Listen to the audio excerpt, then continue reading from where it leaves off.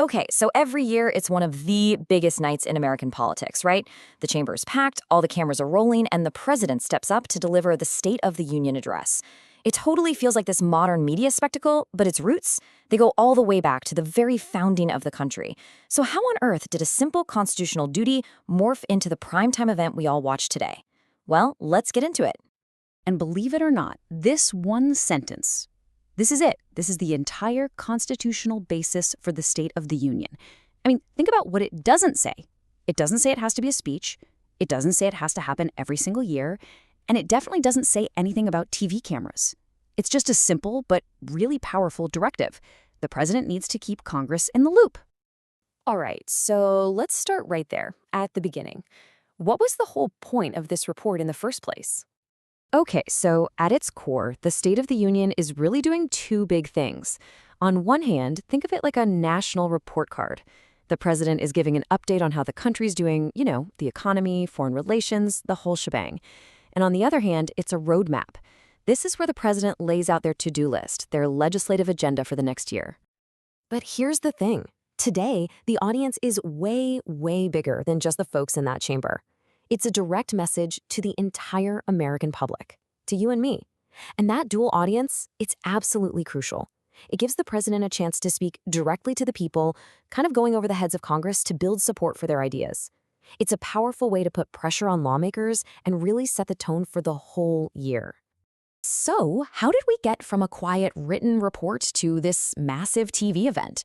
Well, that journey is a really cool mix of tradition, new tech, and some pretty sharp political strategy.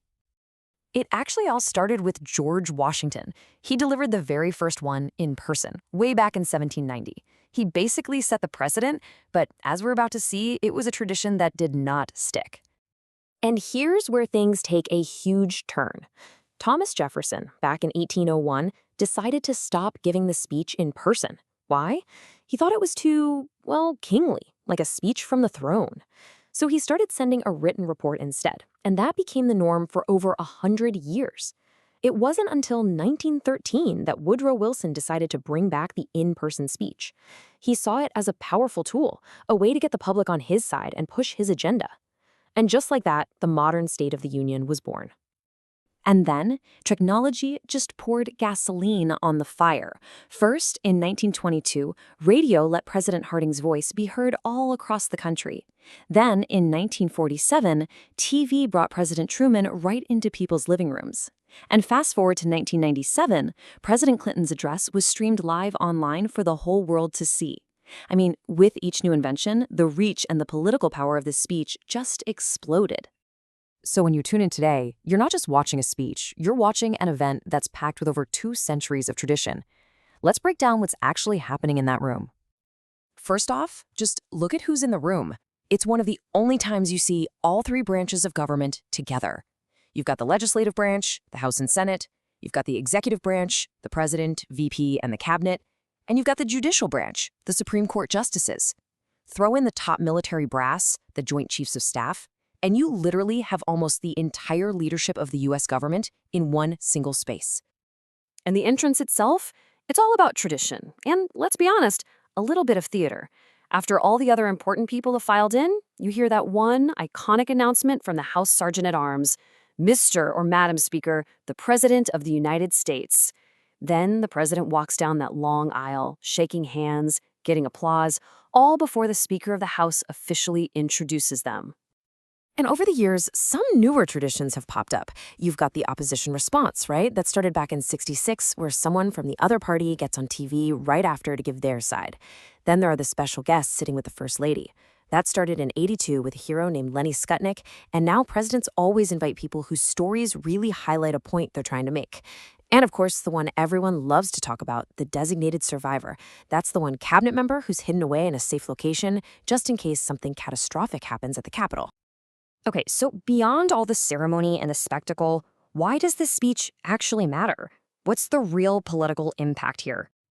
At the end of the day, this is the president's single biggest chance to grab the national spotlight. It's their megaphone to introduce huge new policy ideas, to define what they see as the country's biggest challenges, and to really try and shape the entire political conversation for the year ahead. And if you look back, you can see just how powerful this platform can be. Take Richard Nixon in 1970. He stood up there and said the country needed a total reform of the welfare system. Boom. Just like that, he put a massive, really controversial issue right at the top of the national agenda. Or think about Bill Clinton in 1996, when he delivered that now famous line, "The era of big government is over." Wow, that single sentence signaled a massive shift, not just for his party, but for how the whole country thought about the role of government. And then, of course, just a few months after 9/11, George W. Bush used his address to frame the war on terror. He introduced that unforgettable phrase, the axis of evil, which went on to define American foreign policy for years. That's the power of this speech. So you see, from a simple, quiet, constitutional duty to this massive global broadcast, the State of the Union has really become a mirror of the presidency itself. It's more public, it's more powerful, and yeah, it's more polarizing than ever before. And as it keeps evolving, it really makes you wonder, what does this whole annual ritual, with all its tradition and all its political drama, truly tell us about the state of our union right now?